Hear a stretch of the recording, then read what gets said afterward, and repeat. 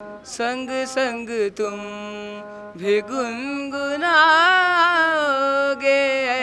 हाँ तुम मुझे यूं भुला न पाओगे, हाँ तुम मुझे यूं। पिछले दिनों जैसे ही बोर्ड के रिजल्ट आए हैं उसके बाद भी हम लगातार देख रहे हैं कि सोशल मीडिया के ऊपर और टीवी चैनल्स के ऊपर हम उन बच्चों की तस्वीरें वीडियोस लगातार देख रहे हैं जिन्होंने बोर्ड के एग्ज़ाम्स में काफ़ी अच्छा किया है। लेकिन आज हमारे साथ में एक ऐसे स्टूडेंट नहीं, मैं तो कहूँगा एक ऐसे हीरो हैं जिनकी कहानी आप सुनेंगे, जिनके बारे में आप जानेंगे तो आप उनसे मोटिवेट होंगे। मेरे साथ में है मोहित शर्मा, जो देख नहीं पाते लेकिन वो आपको नहीं देख पाते, बाकी हमारे आसपास की जो चीज़ें हैं उनको नहीं देख पाते, लेकिन सपने देखने से उन्हें कोई नहीं रोक सकता। और 12th बोर्ड की एग्ज़ाम में इस बार उन्होंने 96.80% बनाकर एक नया कारनामा किया है। वो राजस्थान के टॉपर्स में से एक है। मोहित शर्मा से हम बात करेंगे कि मुश्किल परिस्थितियों के बावजूद किस प्रकार से उन्होंने ये कर दिखाया है। तो मोहित, सबसे पहले तो मैं आपको बधाई देना चाहूँगा कि जिस प्रकार की परिस्थितियों में आपने ये कारनामा किया, वाकई वो मेरे जैसे लोगों के लिए ये सोचने वाली बात है। अभी मैं ये समझना चाहता हूँ कि ये आपने किस प्रकार से किया है। साथ ही मैं बधाई आपके साथ साथ उन सभी छात्रों को देना चाहता हूँ जो आप ही की तरह सिर्फ परसेंटेज की बात नहीं है, जिन्होंने ये जज्बा दिखाया पढ़ाई करने का, उसके लिए मैं आपको उससे भी ज़्यादा बधाई देना चाहता हूँ। और सबसे पहले मैं ये जानना चाहता हूँ कि क्या आपने ऐसा सपना देखा था कि मुझे 12th बोर्ड में इस प्रकार से परसेंटेज लाने हैं जिससे मेरे माता पिता को प्राउड हो, इसके अलावा जो भी मेरे आसपास के जान पहचान वाले, मेरे ज़िले को, मेरे पूरे प्रदेश को आपके ऊपर प्राउड हो? सबसे पहले तो आपका शुक्रिया।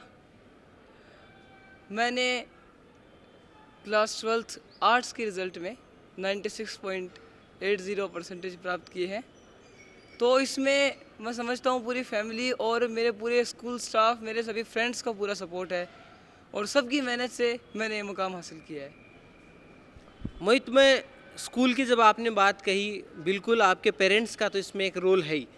स्कूल के बारे में बात करें तो मैं चाहता हूँ कि एक बार आप कौन सी स्कूल में पढ़ते थे उसके बारे में आप बताएं। मैं राजकीय श्री कल्याण उच्च माध्यमिक विद्यालय का छात्र हूँ।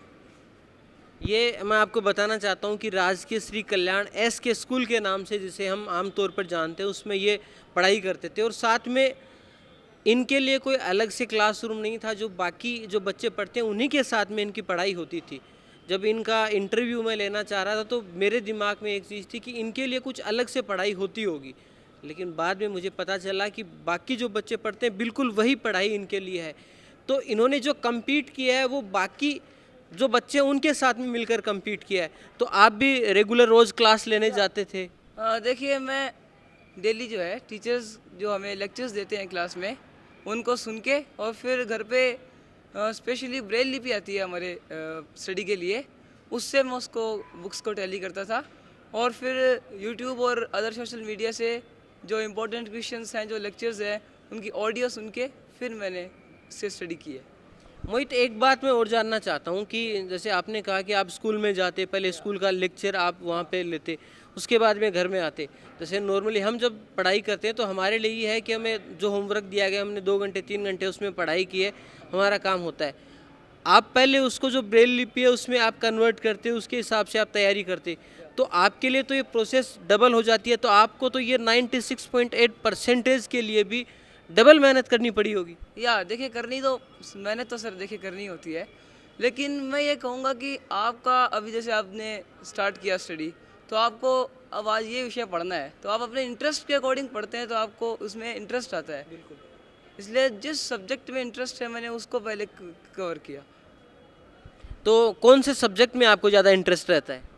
बेसिकली मुझे पॉलिटिकल साइंस में काफ़ी इंटरेस्ट था और उसमें मेरा हाईएस्ट मार्क्स भी हैं।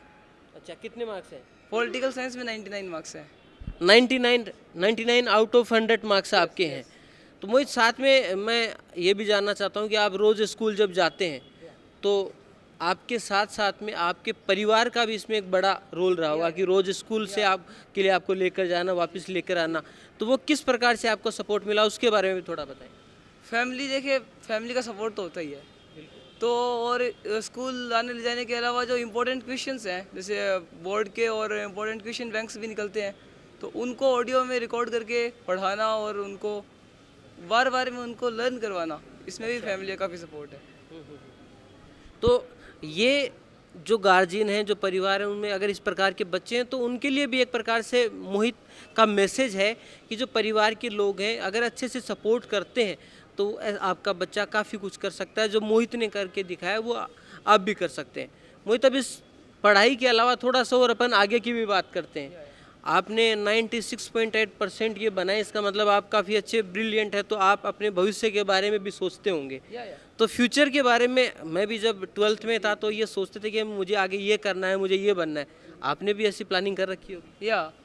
मैंने आगे टीचर बनने का सपना देखा है, क्योंकि देखिए टीचर ही एक ऐसा व्यक्ति है जो सबको शिक्षित कर सकता है, और समाज में शिक्षा से बड़ी कोई चीज़ नहीं होती।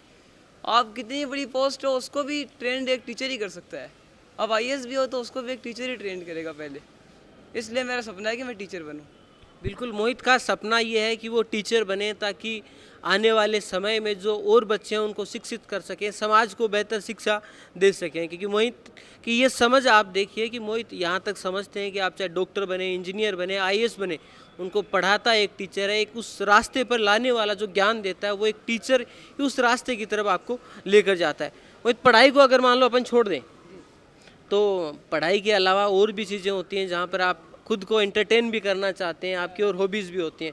तो खुद को एंटरटेन करने के लिए आप क्या करते हैं? मेरी हॉबी है म्यूज़िक में मुझे इंटरेस्ट है, और सवाई मान सिंह संगीत महाविद्यालय जयपुर में है, जिससे कि मैं अभी म्यूज़िक सीख रहा हूँ। अच्छा, डिप्लोमा कोर्स कर रहा हूँ। तो म्यूज़िक मेरी हॉबी है और मुझे म्यूज़िक में काफ़ी इंटरेस्ट भी है। म्यूज़िक में आपको काफ़ी इंटरेस्ट है। तो म्यूज़िक के लिए अभी मुझे बताया गया कि आप म्यूज़िक के लिए अलग अलग जो कुछ प्रोग्राम्स वगैरह उनमें भी जाते हैं। या जो लोकल फंक्शंस होते हैं सिटी के या स्टेट के भी, तो उनमें मैं परफॉर्म करता हूँ। मेरा इंटरेस्ट है बेसिकली ये। तो आप ये चीज़ भी देखें कि मोहित सिर्फ पढ़ाई में इंटेलिजेंट नहीं होता, लेकिन अक्सर हम देखते हैं कि जो बच्चे पढ़ाई में अच्छा कर रहे हैं वो सिर्फ पढ़ाई के पीछे लगे रहते हैं। मोहित का जो इंटरेस्ट है पढ़ाई के साथ साथ में म्यूज़िक में भी है, म्यूज़िक में भी साथ साथ में अपनी म्यूज़िक की पढ़ाई भी कर रहे हैं। इसके अलावा जो यहाँ पर सीकर में जो प्रोग्राम्स होते हैं उनमें भी मोहित कई प्रोग्राम्स में जा चुके हैं। तो अपना जो सपना है पढ़ाई का, उसके साथ साथ में अपने इंटरेस्ट को, अपने एंटरटेनमेंट को भी वो बना कर रखते हैं। मोहित, मैं चाहता हूँ कि जो बच्चे हैं आपकी तरह हैं, जिनको लगता है कि परिस्थितियाँ हमारे लिए काफ़ी मुश्किल है, वो कुछ कर नहीं सकते, उनको आप कोई मैसेज देना चाहते हैं? देखिए, मैं सबको यही कहना चाहूँगा, हमारे और साथियों को भी, कि आप परिस्थितियों का सामना करें। अब आप उसको चेंज तो नहीं कर सकते कंडीशन को, इसलिए आप जिस भी कंडीशन में हो उसको आप अपने लिए, अपने फेवर में करने के लिए ट्राई करें, और अपने इंटरेस्ट का जो भी है, आपका जिस चीज़ में इंटरेस्ट हो आप वो चीज़ करें, उसमें उस क्षेत्र में आगे बढ़ें आप। तो दोस्तों, मोहित की बातें सुनकर मुझे लगता है कि बहुत सारे ऐसे बच्चे मोटिवेट होंगे, और जो परिवार के ऐसे लोग हैं वो भी मोटिवेट होंगे कि वो अपने बच्चों को अच्छे से सपोर्ट करें, उनका सहयोग करें, तो आपके बच्चे काफ़ी कुछ कर सकते हैं। और मोहित की स्टोरी देखकर मुझे लगता है कि आने वाले समय में बहुत सारी ऐसी कहानियाँ हमारे सामने होंगी। आज की इस कहानी में इतना ही। धन्यवाद।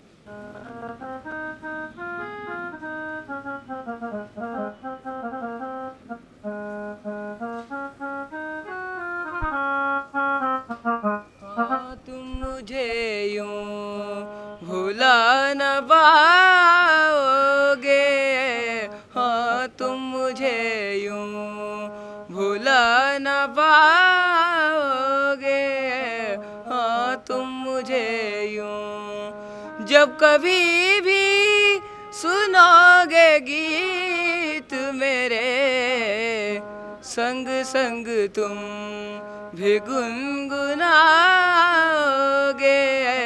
हाँ तुम मुझे यूं भुला न पाओगे।